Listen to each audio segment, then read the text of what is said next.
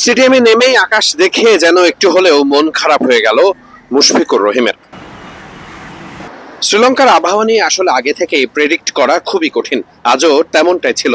সকাল সকাল রোদ উঠলেও একটু পরেই আবার দেখা মিলেছে মেঘের। এর মধ্যেই বাংলাদেশ দলের টিম বাস মাঠে প্রবেশের অনেক আগেই অন্য সব দিনের মতোই চলে আসে আলাদা একটা গাড়ি, যে গাড়িতে বসেছিলেন মুশফিকুর রহিম, এনামুল হক বিজয়রা। এসএসসির উইকেটের যে ধরন, তাতে বৃষ্টি খুব বড় এক নিয়ামক হিসেবে কাজ করছে।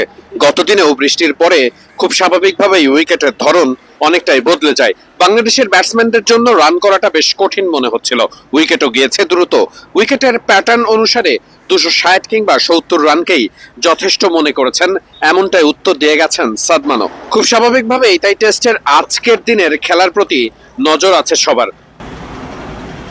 বাংলাদেশ দলের টিম বাস মাঠে প্রবেশ করবে সকাল 9টার দিকে, কিন্তু তার প্রায় ঘন্টাখানিক আগেই এনামুল হক বিজয়, মুশফিকুর রহিমদের নিয়ে আলাদা একটা টিম বাস অর্থাৎ একটা মাইক্রোবাস চলে আসে স্টেডিয়ামে। সবসময়ই আগে মাঠে আসতে পছন্দ করেন মুশফিক। দেশের মাটিতে, বিদেশের মাটিতেও তার ব্যত্যয় ঘটে না। মুশফিকের জন্য তাই আলাদা গাড়ির ব্যবস্থা করতেই হয়।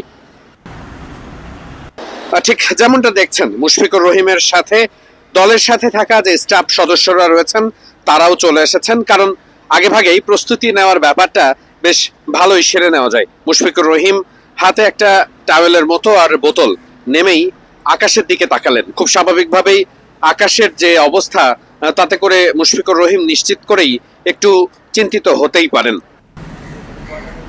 প্রোটোকল কিংবা সিকিউরিটির জন্য অপেক্ষায় থাকা শ্রীলঙ্কান অফিসার হাসি মুখেই বরণ করে নিলেন মুশফিকুর রহিমকে। সেখানে অপেক্ষায় দাঁড়িয়ে তিনি, মুশফিক হাসি মুখেই তার সাথে কথা বলার জন্য উপরে উঠলেন। এমন সময় আকাশে হঠাৎ মেঘের ঘনঘটা, খানিকটা বৃষ্টিও হচ্ছিল, তাই আকাশের দিকেই তাকালেন মুশফিক। খুব স্বাভাবিকভাবেই এমন আবহাওয়া যে কোনো ক্রিকেটারেরই পছন্দ হওয়ার কথা নয়। পেছন পেছন বাংলাদেশ দলের টিম অ্যানালিস্ট এবং অন্যান্য সকল সদস্য তখন উঠে আসছেন।